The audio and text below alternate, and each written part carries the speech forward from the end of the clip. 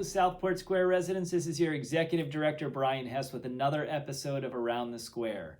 So I hope you all have been enjoying this cooler weather. I sure have been. It's been very nice to have it not too hot, not too cold, but just right. It's a little chilly in the mornings, but that's okay. We'll take it. So that was my weather forecast for the week. Good job. Yeah, Good meteorologist job. Brian, I am out.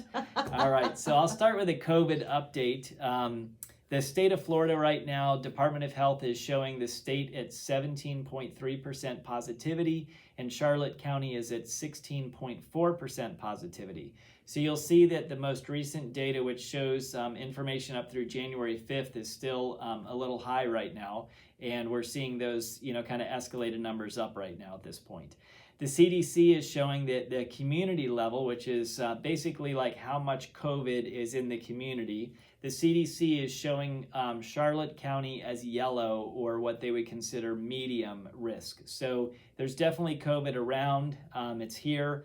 The community transmission level, which is used by healthcare centers, they look at how much is it being spread in the community, and that is high or red on the CDC's tracking website right now. So we're definitely seeing an uptick in the number of COVID cases around in the local area.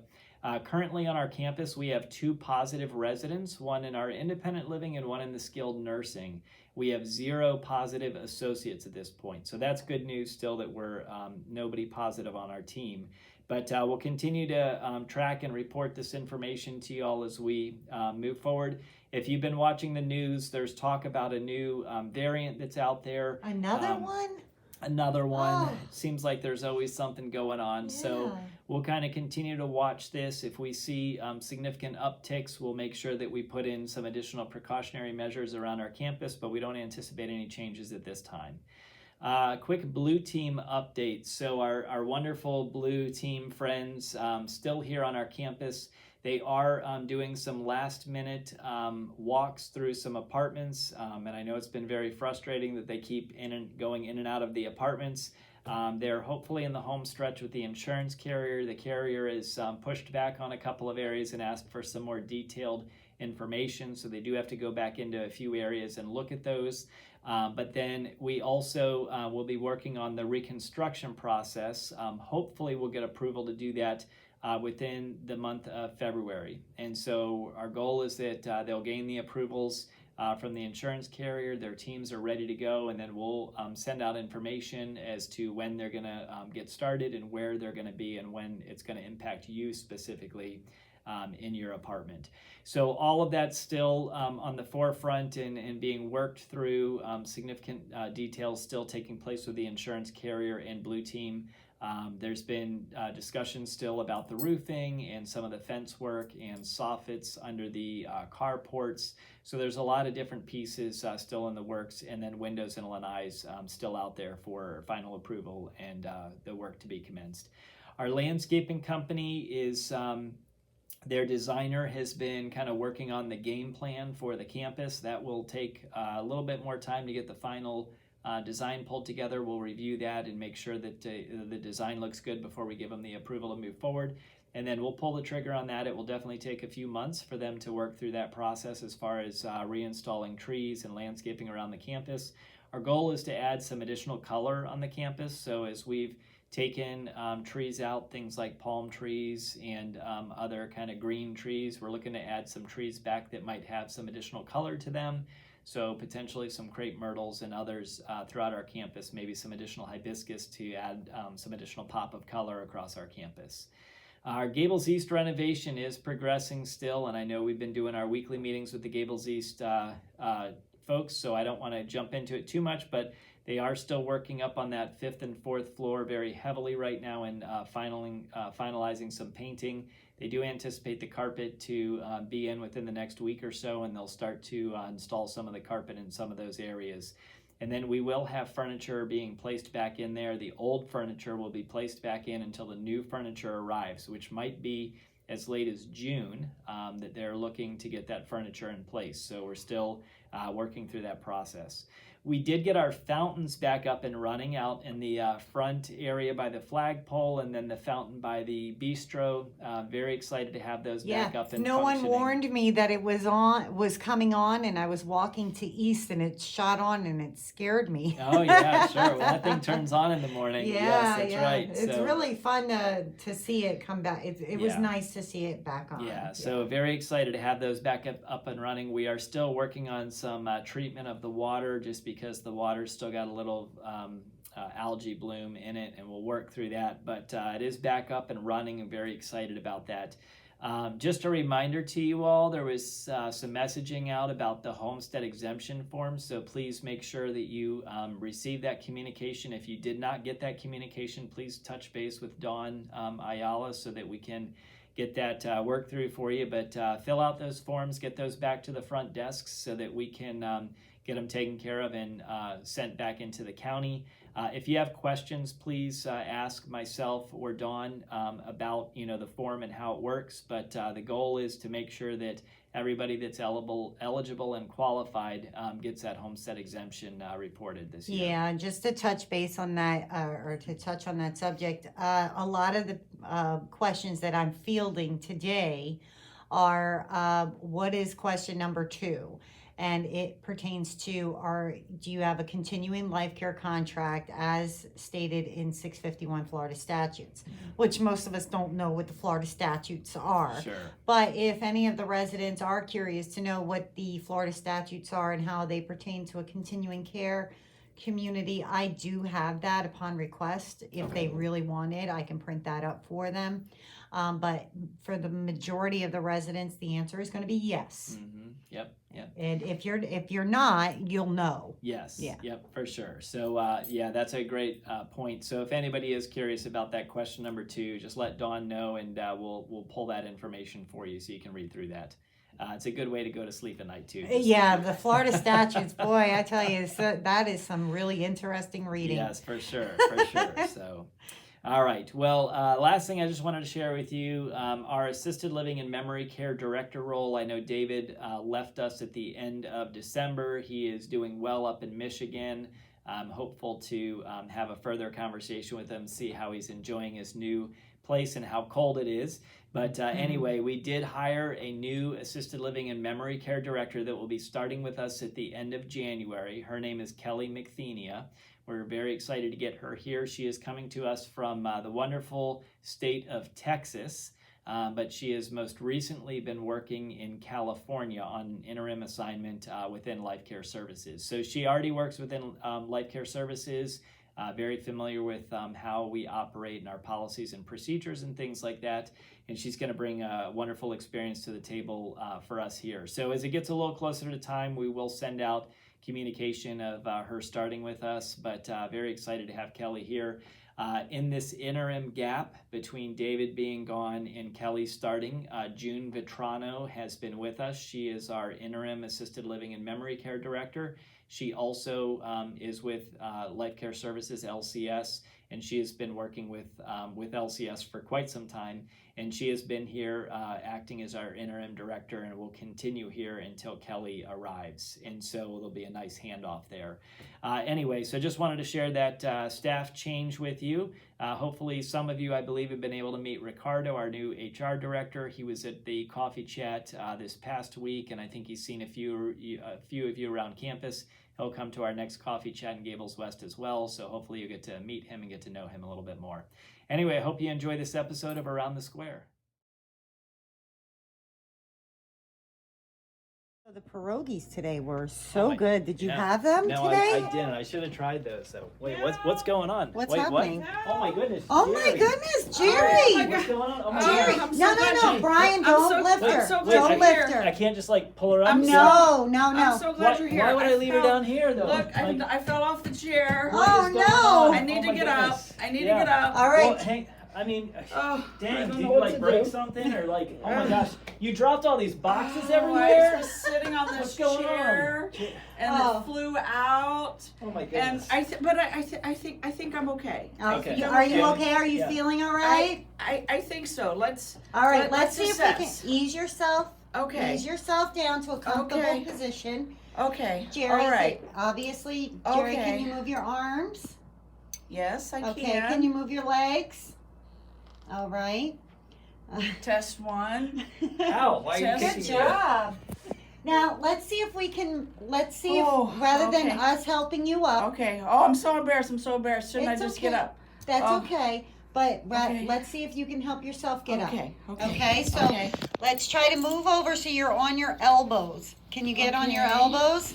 Okay. All right, and try to maneuver yourself to your knees. Okay. All right, you're in a crawling position. Here is Okay. something sturdy. Don't grab onto the wheelchair. Grab onto this sturdy that chair. stupid chair is broken, Brian. I don't ever want to sit in that chair again. Maintenance All right, will we'll be get called. We'll get it fixed. It's all right, Jerry. Is this okay, Dawn? That you're looking good, Jerry. Now keep Okay. hold of it. Actually, let's hold on to this sturdier part of Okay. the chair All so right, you that's good for advice. leverage. Thank you, Yeah, Dawn. you're welcome.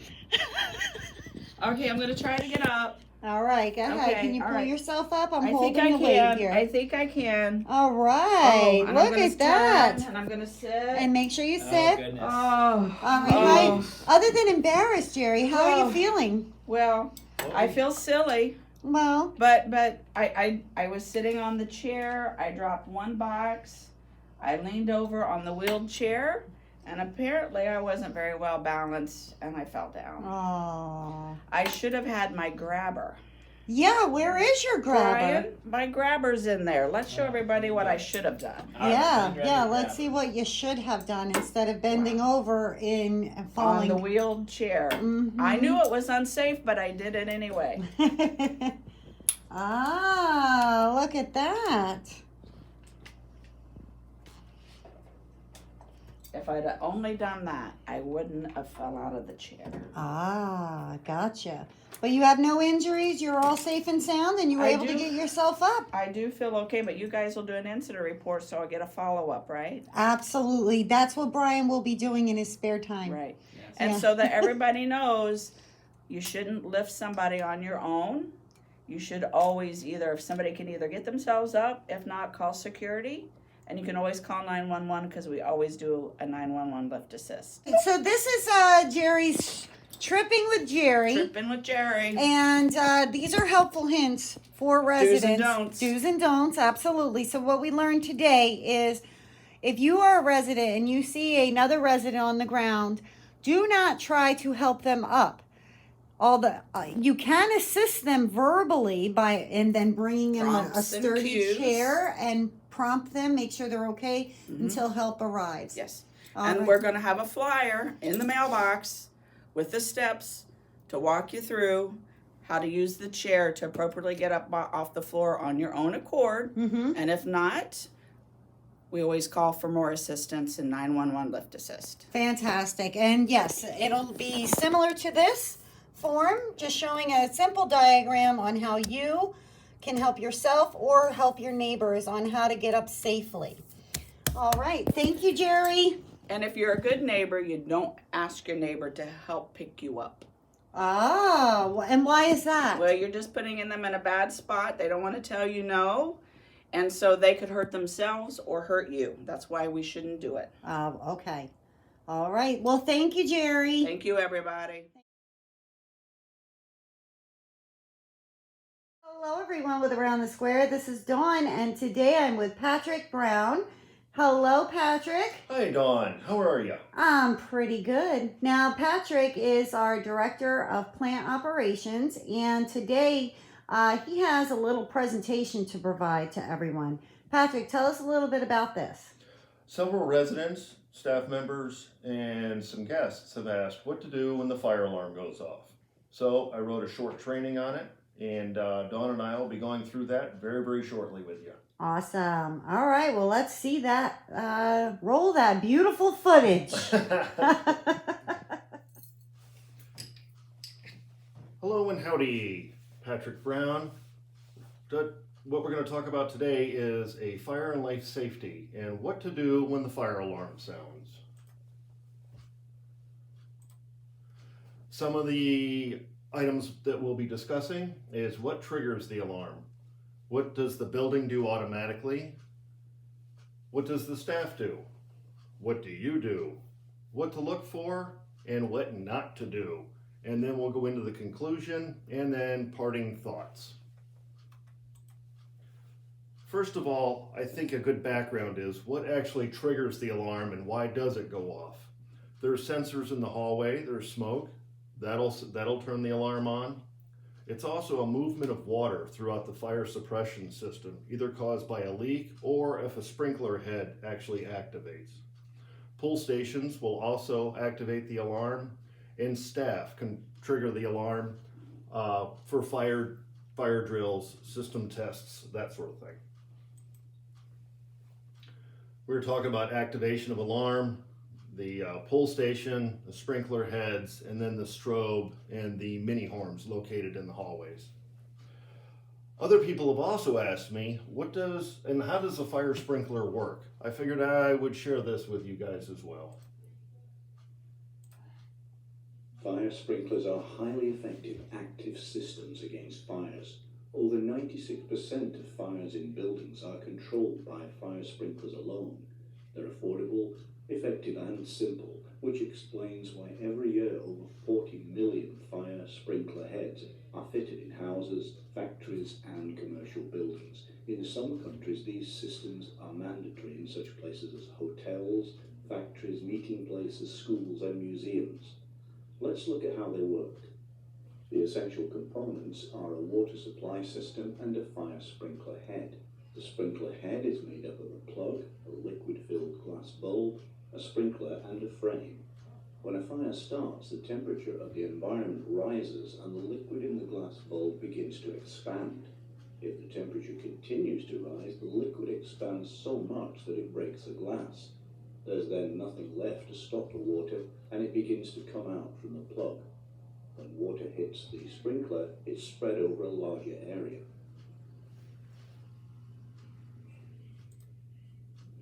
Fire sprinklers are... What does the building do automatically? It activates the alarm and activates the strobes in the hallways. It alerts the monitoring company who calls the fire department. And the monitoring department also calls several key staff personnel, no matter day or night. It disengages the magnetic fire doors in the hallways, disengages the magnetic locks for the outside of the building, or unlocks the building. It alerts the annunciator panel. These are the fire panels that are located at the front desks. At the annunciator panel themselves, it will actually show where the issue is in the building. And there's a couple other issues that the fire panel does in Harbor Health, for example. It also shuts the ventilation down. What do we do? Well, the front desk will alert security, and if maintenance is here, if it isn't overnight, and they'll also alert maintenance. They'll go to the problem area and investigate.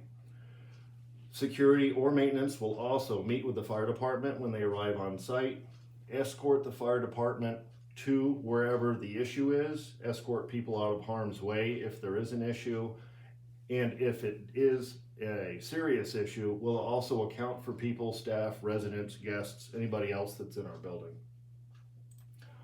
Now that you know what staff does, let's talk about what do you do? Well, if it's in your apartment, leave.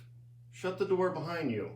Please take your spouse with you, because some of you I know want to leave them behind, but please take them with you. Eventually we're going to have to account for them. And if the fire alarm is not sounding, go ahead and activate a pull station. Again, when the fire alarm sounds, figure out where you are. Are you safe?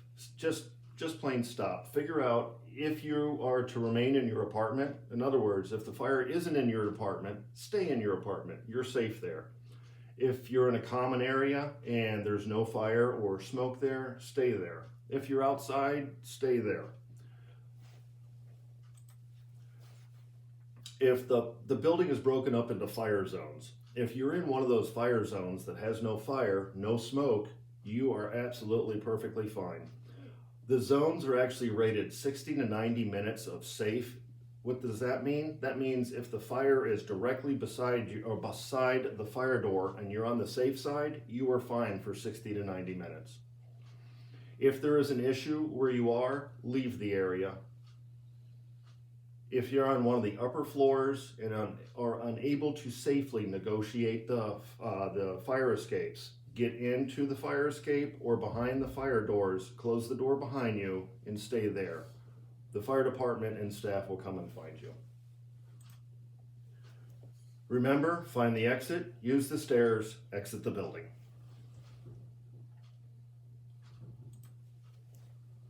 If you do see smoke, fire, if the staff asks you to leave, or the fire department attempts to escort you away from the area, please listen to us. What do you not do? Do not use the elevators. The floor you're on might be safe. The floor you're going to might be where the fire is. Don't use the elevators. Don't call the front desk. Don't call Dawn. Don't call maintenance. We're not answering the phone. We're busy right now. We're trying to keep everybody in the building safe. Don't peek your head outside your apartment and try to figure out what's going on. Don't call your neighbors. Just stay there, relax, don't panic. Remember, staff in the fire department trained for this. In conclusion, we talked a little bit about what triggers the alarms. What does the building do automatically? What does the staff do? What do the residents do? What to look for and what not to do. Now, I promised some parting thoughts. So here's some parting thoughts.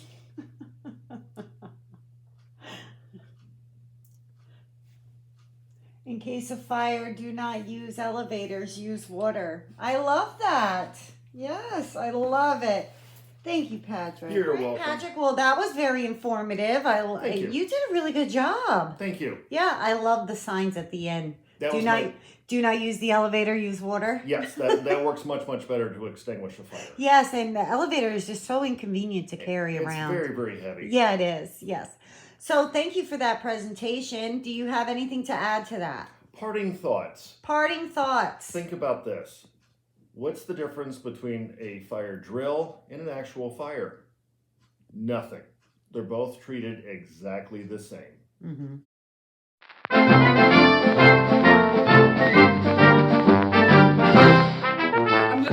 I'm just gonna lay here. Is she dead? What's going on? Wait, hang on. All right, let me get the chalk. Maybe dead. I'm gonna get the chalk. We'll just draw the outline. Just right draw an now. outline of her. There you That's go. where she's All right, laying. Yep, there you go. What a All right, mess we're she good. made. We're all set. Oh, Jerry. As always, do you need the chair to get back up this time? Look at her, spry. Look at that spring chicken pop right on Oh up. my goodness. Wait, what was it? Chiropractor bill Two tomorrow. truths and a lie. You were like a track star. Oh, guy. that's awesome. That's it. Yeah. And My co-star, Yeah. Brian Hess. poking her with an umbrella. Good job. Of course.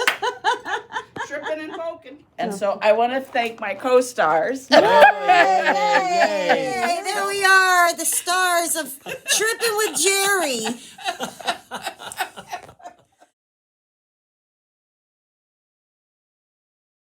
Well, I hope you enjoyed this episode of Around the Square, and I hope you have a wonderful weekend. Oh, Brian, Yes. I have a doozy of a joke for a you. doozy. A doozy. All right. I got a special phone call from Nancy Doucette over in Gables East. Oh, so it's not a doozy, it's a doucette. It's a Doucette, All right, yes. I got it. I got it. All right, so Nancy Doucette says, what do you call an apology written in dots and dashes? I have no clue. Remorse code. Oh, I like that one.